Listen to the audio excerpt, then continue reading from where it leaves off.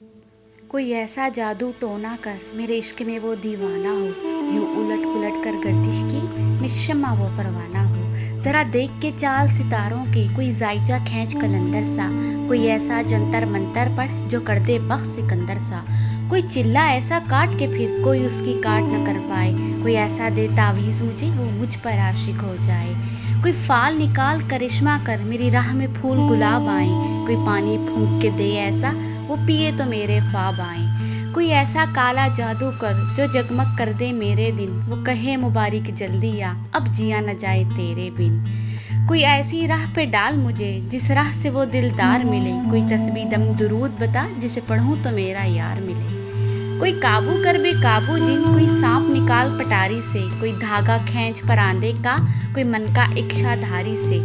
कोई ऐसा बोल सिखा देना वो समझे खुश गुफ्तार हूँ मैं, कोई ऐसा अमल करा मुझसे वो जाने जान निसार हूँ मैं। कोई ढूंढ के वो कस्तूरी ला उसे लगे मैं चांद के जैसा हूँ, जो मर्जी मेरे यार की है उसे लगे मैं बिल्कुल वैसा हूँ। कोई ऐसा इसमें आज़म पढ़ जो अश्क बहा दे सजदों में, और जैसे तेरा दावा है महबूब हो मेरे कदमों में।